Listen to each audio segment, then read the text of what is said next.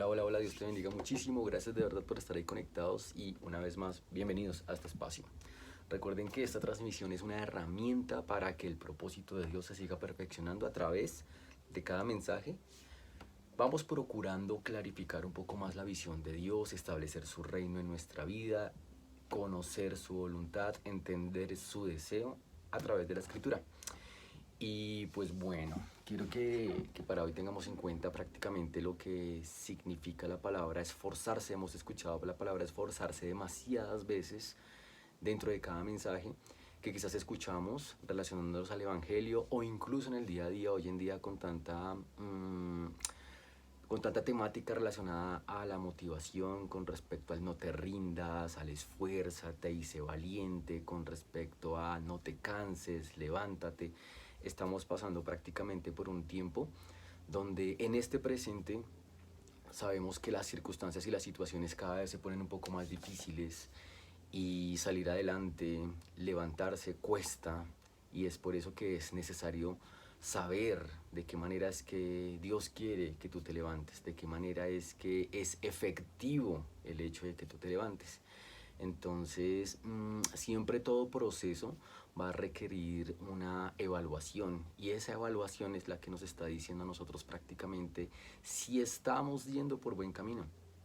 En una ocasión anterior, el mensaje anterior, prácticamente hablábamos acerca de las pruebas y que las pruebas nos reprueban o nos aprueban, pero que tenemos que ser persistente en esa aprobación y no rendirnos ante la prueba. Porque si soy reprobado quiere decir que me hace falta, pero que el hecho de que me haga falta no quiere decir que tenga que desistir de ese proceso, sino que al contrario, esto tiene que servir como una motivación para que yo cada vez me siga perfeccionando y desarrollando a fin de que yo salga aprobado de esa circunstancia o de esa prueba en la que me encuentro. Entonces, siendo entendidos a eso, ¿de qué manera yo tengo que ir conociendo si estoy siendo aprobado para que de esa manera durante el proceso el sometimiento a las pruebas sean entendidos como una herramienta que me está diciendo a mí que ya estoy facultado para poder salir adelante, que ya estoy facultado para levantarme, que pueda yo con esto vencer esos estados de ánimo como la tristeza, como la ansiedad, como la depresión, como la ira misma, de percibir impotencia a través de esas circunstancias que yo no logro controlar o no logro dominar o que simplemente me están dominando a mí para no dejarme levantar. Entonces, recuerden que siempre tenemos la escritura y quiero que vayamos a Mateo. El libro de Mateo 7, versículo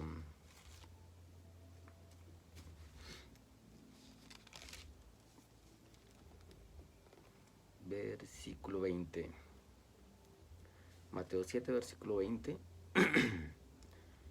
nos dice, así que por sus frutos los conoceréis. Es una frase relativamente corta, pero es un verso muy contundente, porque dentro del contexto, de hecho, la escritura nos está hablando de cómo reconocer ciertas falsas doctrinas o falsos profetas o falsos maestros. Y entonces se hace una analogía desde el verso 16, por sus frutos los conoceréis. Dice el verso 17, así todo buen árbol da buenos frutos, pero el árbol malo da malos frutos. No puede el buen árbol dar malos frutos, ni el árbol malo dar buenos frutos. Todo árbol que no da buen fruto es cortado y echado al fuego, así que por sus frutos los conoceréis. Entonces, dentro de esa constante de preparación, siempre el fruto puede llegar a ser entendido como un resultado del proceso, pero quiero que se vea con una manera un poco más trascendental, porque la escritura trasciende a esos significados tan superficiales. El fruto realmente me habla de una expresión, es una característica, una cualidad prácticamente de ese proceso que ha tenido un buen árbol. Un buen árbol me está hablando de dos características prácticamente. El árbol puede ser bueno o puede ser malo, pero el desarrollo de ese árbol hace que prácticamente esa cualidad de bondad o ese defecto de maldad se destaque. Entonces el proceso va a arrojar prácticamente una bondad o una maldad, pero el debido proceso me arrojaría una bondad y es esa virtud en la que nos tenemos que estar enfocando. Entonces las virtudes de tu proceso nos van diciendo realmente si hay un buen fruto como tal. Siempre quiero que destaquemos las virtudes que la Escritura nos declara o nos clarifica. Bondad, fe, mansedumbre, humildad. Todas estas cualidades y virtudes que sabemos y conocemos de Dios son las que el Señor quiere que también se clarifiquen en tu vida y que se expresen a través de todo lo que tú estés haciendo, y que todo lo que te pase y que todo lo que te acontece sea entendido como una herramienta que está provocando el perfeccionamiento y el desarrollo de esas virtudes que el Señor quiere destacar en ti. ¿Y por qué digo que el Señor quiere destacar en ti? Porque somos hechos a su imagen y a su semejanza. Entonces, al ser hechos a su imagen, lo que no es semejante a Él, entonces es lo que sería considerado como un mal fruto, una mala expresión, una mala cualidad, un mal defecto que es necesario que sea desarraigado de nuestro carácter, y que entonces debe ser entendido durante las pruebas y las circunstancias que estás viviendo como algo que no debe manifestarse. Si viene una circunstancia a tu vida, lo decíamos en el mensaje anterior, si viene una circunstancia a tu vida y tu expresión es ira, es miedo, es incertidumbre, entonces realmente, aunque esto es humanamente natural, si somos entendidos al plan de Dios y confiamos en su plan y confiamos en el Señor y en que Él tiene todo bajo control, entonces no tendríamos por qué airarnos. De hecho, la Escritura dice: airaos, pero no pequéis. Entonces esas emociones no es que tengan que en sí estar anuladas, sino deben estar puestas bajo el control y el dominio de Dios. De esa manera entonces yo soy una persona que está entendiendo para sí mismo y está clarificándole a los demás el Dios que tiene. Si tengo un Dios todopoderoso, entonces el todopoderoso tiene el control sobre todo, y el control de Dios está sobre mí y sobre mis emociones y sobre mi perspectiva del futuro y sobre mi percepción del presente y sobre mi superación, mi capacidad de superar las circunstancias, el pasado y lo que me esté aconteciendo en el ahora. Entonces, asimismo, por los frutos se va a ir reconociendo el proceso. Quiero que, entendiendo esto, comprendamos que hay una manera de esforzarse. Yo como sé realmente que dentro de ese proceso y el hecho de querer ganarme la aprobación de Dios como una responsabilidad personal, porque entiendo que todo lo que viene de Dios es dado por gracia, pero no quiero dejar, digamos, a la suerte o al azar el hecho de que mi responsabilidad o mi participación dentro de la administración de esa gracia de Dios me lleve a la incompetencia. Yo necesito ser competente, ¿de acuerdo? Si la palabra dice que todo lo puedo en Cristo que me fortalece, entonces ese fortalecimiento de Dios tiene un propósito y tiene un objetivo, ¿ok? Y es cumplir con su deseo, es cumplir con su voluntad. Dios me capacita para que haga lo que Él dice que debo hacer. Dios me hace competente para hacer las obras que Él dice que debo hacer. Y prácticamente es ahí a donde quiero llegar. Realmente, si somos constantes, y como lo decía en un principio, es un tiempo donde se te dice: no te rindas, esfuérzate, sé valiente. Se usa incluso el mensaje del Evangelio para motivar a las personas a levantarse y a persistir. Pero ¿cómo saber si yo estoy persistiendo en una causa justa o simplemente estoy siendo necio ante algo? Porque pues igual estoy golpeando y golpeando y golpeando y golpeando, y de repente me encuentro contra un muro que no se derrumba, y quizás no es por ahí donde yo me deba conducir, quizás no es por ahí donde yo deba ir. Y muchas veces se nos dice que si te da paz, eso es de Dios, pero realmente la tranquilidad no es un sinónimo de la voluntad de Dios, porque vemos como Pablo tuvo tiempos donde no estuvo tan tranquilo. El mismo Señor Jesús rumbo a la cruz, eso no te da paz.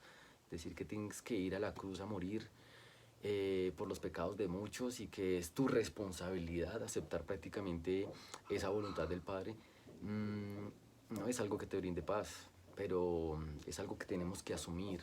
Y muchas veces es estas cosas a las que nos dice cómo tenemos que saber esforzarnos, porque está bien esforzarse, pero una cosa es esforzarse y otra cosa es saber dónde esforzarse. Y en donde tú te debes esforzar, en donde yo me debo esforzar, en donde nosotros nos debemos esforzar, es en la voluntad de Dios. Dice el libro de Hechos, en el capítulo 16, versículo 6. Y atravesando Frigia y la provincia de Galacia, les fue prohibido por el Espíritu Santo hablar la palabra en Asia. Y cuando llegaron a Misia, intentaron ir a Bitinia, pero el Espíritu no se los permitió. En un hábito, en una costumbre, por así decirlo, Pablo predica el Evangelio y ya es un estilo de vida en él. Pero siendo entendido que es el Evangelio de Dios y no su Evangelio, comprende que es el Espíritu Santo quien le prohíbe la entrada a ciertos lugares, porque no es propósito de Dios ir a ese lugar, y es el propósito lo que te dice de qué manera te tienes que esforzar, en dónde te tienes que esforzar. Las piedras de tropiezo que se presentan, los obstáculos que se manifiesten. Está bien persistir e insistir cuando se tiene la certeza y la convicción de Dios a través de su palabra, pero cuando yo noto esto en la Escritura y se dice que el Espíritu le prohibió a Pablo entrar a ciertos lugares, es ahí donde entonces Pablo comprende que no debe ser necio e insistir. ¿Por qué no entrar si también merecen conocer el Evangelio? Y entonces Pablo insistiría en entrar a Bitinia, en entrar a Frigia, en ir a esa provincia, pero el Espíritu Santo se lo prohíbe. ¿De acuerdo? La relación que tengas con el Espíritu Santo también es una prioridad muy grande para poder comprender cuál es el deseo y la voluntad de Dios para tu vida.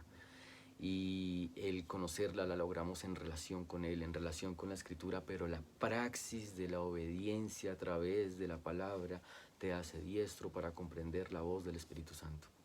Repito, la praxis, la práctica de la obediencia a la palabra de Dios te hace diestro para comprender la voz del Espíritu Santo y obedecer también a ese designio. Entonces, que nos volvamos diestros en obedecer la Escritura, que nos volvamos diestros cada vez más en practicar esa obediencia a la palabra de Dios, nos va a nosotros a ser más diestros, nos capacita. He ahí el Filipenses 4:13, todo lo puedo en Cristo que me fortalece, todo lo puedo en Cristo que me capacita. Pero cuando Cristo me capacita con entendimiento, con el discernimiento, con sabiduría, para comprender dónde debo esforzarme y de qué manera me debo esforzar. Quizás no tienes que estar pasando por esa relación, quizás no tienes que estar pasando por ese trabajo, quizás no tienes que estar yendo realmente a hacer esa visita. Pero el hecho de que comprendas a través de la obediencia a Dios el propósito que tenga esa visita, el propósito que tenga ese obstáculo que se te interpone en el camino, te va a ir diciendo realmente cómo se van perfeccionando los frutos del Espíritu Santo en tu vida. Si esa prueba, si ese obstáculo perfecciona el fruto del Espíritu Santo, vale la pena esforzarse. Pero si realmente no hay propósito, ¿de acuerdo? En eso que estás intentando, no hay propósito en Dios, en eso que estás intentando, desistir y redireccionarse realmente sería la idea, porque vale la pena esforzarse, pero donde Dios dice que te tienes que esforzar. Y donde Dios dice que te tienes que esforzar, hay propósito en Dios. De lo contrario, prácticamente como lo haría ejemplos relacionados como a Jonás, ¿de acuerdo? Que en vez de ir a Nínive, decidió ir a Tarsis. Pasa como un ejemplo contrario acá, ¿de acuerdo? Acá el Espíritu Santo le está prohibiendo la entrada. En este ejemplo de Jonás, es Jonás quien decide no ir hacia donde Dios le dice y prefiere ir hacia otro lugar. Y hacia ese otro lugar encuentra tormentas, encuentra que es él quien tiene que pagar el precio para poder ir a donde quiere y no hacia donde Dios le estaba diciendo. Dañó prácticamente personas en su entorno. Jonás, como profeta y como siervo de Dios, prácticamente estaba llevando a la muerte a una tripulación. Pero todas estas cosas como consecuencia de su desobediencia, ¿de acuerdo? Y la obediencia a Dios entonces manifestaba más bien salvación para una nación, salvación para una nación, salvación para todo un pueblo, testimonio de la misericordia de Dios, el arrepentimiento de toda una nación. Creo que eso pesa y en balanza nos va diciendo a nosotros hacia dónde está dirigida prácticamente nuestra energía y nuestra actitud. Si es hacia la obediencia a Dios, entonces vamos a ser testigos de su gloria. Si no es hacia la obediencia a Dios, entonces nos estamos esforzando en nuestra necedad y no estamos sabiendo persistir.